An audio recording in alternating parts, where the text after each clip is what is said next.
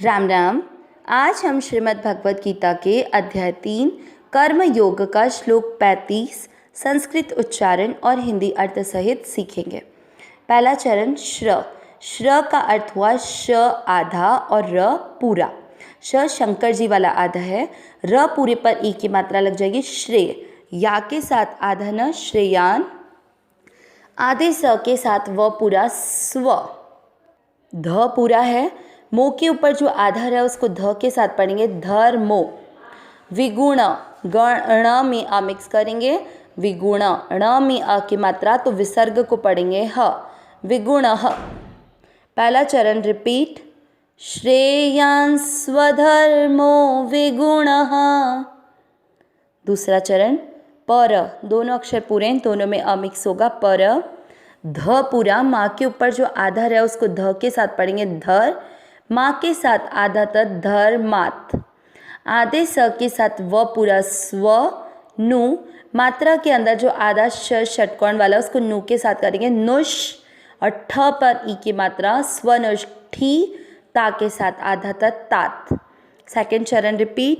पर धर्मात् स्वनुष्ठितात। पहला और दूसरा चरण साथ में।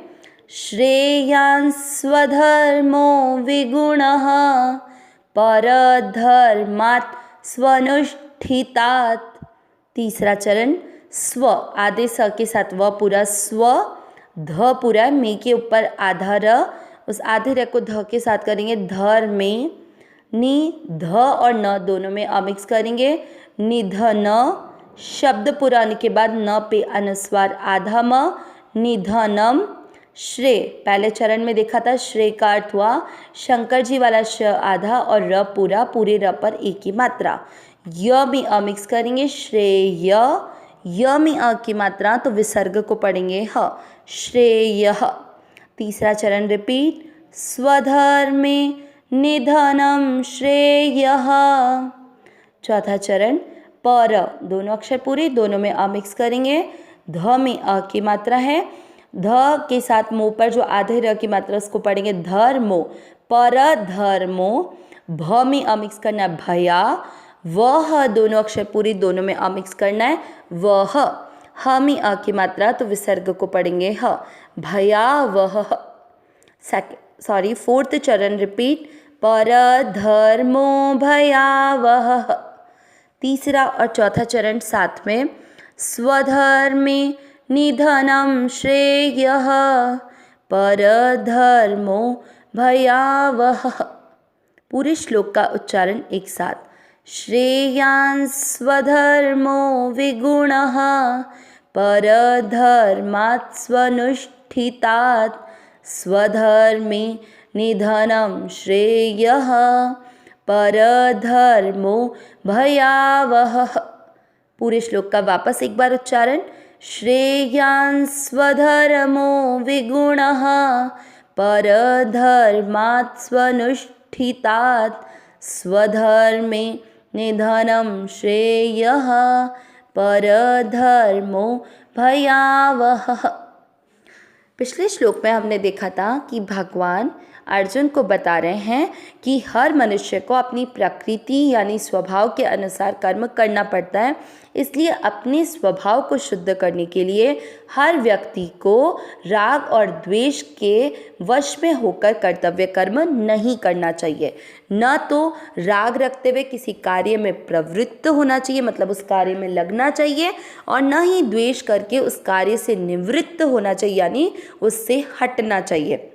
हमेशा अनुकूलता और प्रतिकूलता को भगवान के द्वारा भेजा गया कृपा प्रसाद समझकर उसका सदुपयोग करना है, और हर कार्य को करते हुए निष्काम, निर्मम और निसंताप रहकर उसको भगवान के अर्पण करना है। अब भगवान आज के श्लोक में बताएंगे कि जो राग और द्वेष होता है, मतलब जिसमें हमें सुख का अनुभव होता है वो राग, और जिससे हमें दुख का अनुभव होता है वो द्वेष, उसके वश में न होकर क्या करना चाहिए और क्या नहीं करना चाहिए। देखते हैं अर्थ शब्दों के अनुसार। श्रेयान, श्रेयान यानी श्रेष्ठ है। स्व, स्व यानी अपना। धर्मो यानी धर्म, अपना धर्म। विगुणः, विगुणः यानी गुण की कमी वाला। आगे परधर्मात्, परधर्मात् यानी पर यानी दूसरा, तो दूसरे के धर्म से। स्वनुष्ठितात्, स्वनुष्ठितात् यानी हुआ अच्छी तरह आचरण में लाए हुए। स्वधर्मे अपने धर्म में। निधनम यानी मरना। श्रेयः, श्रेय यानी कल्याण करना, तो कल्याणकारक है। परधर्मो यानी दूसरे का धर्म। भयावह, भय को देने वाला है। पूरा अर्थ क्या निकला कि अच्छी तरह आचरण में लाए हुए, दूसरों के धर्म से गुणों की कमी वाला अपना धर्म श्रेष्ठ है। अपने धर्म में मरना भी कल्याणकारक है और दूसरे का धर्म भय को देने वाला है। ये तो शब्दों के अनुसार अर्थ निकला। अब अपन इस अर्थ को और समझते हैं। इस श्लोक के माध्यम से भगवान अर्जुन को केवल ये बताना चाह रहे हैं कि चाहे हमें गुणों की कमी वाला, चाहे हमें अपने धर्म में भले ही गुण में कम लगे, जैसे कि हर वर्ण को अपने अपने कर्म भगवान ने बता रखे हैं। ब्राह्मण का अपना कर्म, ब्राह्मण का धर्म के अनुसार उनके कर्म हैं। वर्ण, संप्रदाय, धर्म, इन सब के अनुसार हम सब के अलग अलग कर्म हैं। ब्राह्मण, क्षत्रिय, वैश्य और शूद्र, जिसको भगवान अध्याय 18 में भी बताएंगे।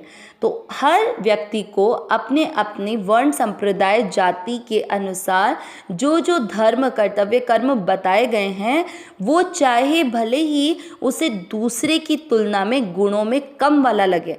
जैसे ब्राह्मण का जो कर्म है वो उसे क्षत्रिय से भले ही कम गुण वाला लगे, परंतु उसके लिए जो उसका कर्म, उसका धर्म बता रखा है, वही करना कल्याणकारक है, ना कि दूसरे का। अब भगवान अर्जुन को ये बात क्यों कह रहे हैं? क्योंकि अर्जुन स्वयं पहले अध्याय में भगवान को कहते हैं कि मैं ये युद्ध कर्तव्य रूप में जो मुझे मिला है ना, ये नहीं करना चाहता हूँ। इसके बजाय मेरे लिए ये दूसरे अध्याय के 5वें श्लोक में भगवान को अर्जुन ने बोला कि मैं युद्ध रूपी जो कर्तव्य कर्म मुझे मिला है, मैं उसको ना कर के जो भिक्षा का अन्न होता है उसको खाकर अपना जीवन निर्वाह चलाना चाहता हूँ। तो मतलब जबकि जो अर्जुन है वो क्षत्रिय हैं, तो क्षत्रिय के अनुसार उनका स्वधर्म क्या हुआ? युद्ध करना। और परधर्म क्या हुआ? ये भिक्षा का अन्न खाना। तो भगवान अर्जुन को यही समझा रहे हैं कि तुम्हारा अपना धर्म क्षत्रिय वर्ण के अनुसार युद्ध करना है, तो ये तुम्हें भले ही गुणों की कमी वाला लग रहा है। क्यों गुणों की कमी वाला? क्योंकि अभी तुम्हें यहाँ समक्ष सारे अपने लग रहे हैं, इस संसार के सारे संबंधी तुम्हें अपने लग रहे हैं, इसलिए तुम उनको मारकर पाप नहीं कमाना चाहते, इसलिए तुम युद्ध नहीं करना चाहते। तो तुम्हें ये गुणों की कमी वाला लग रहा है, लेकिन फिर भी तुम्हारा ये धर्म भिक्षा के अन्न को खाकर जीवन निर्वाह करने से कई गुना श्रेष्ठ है।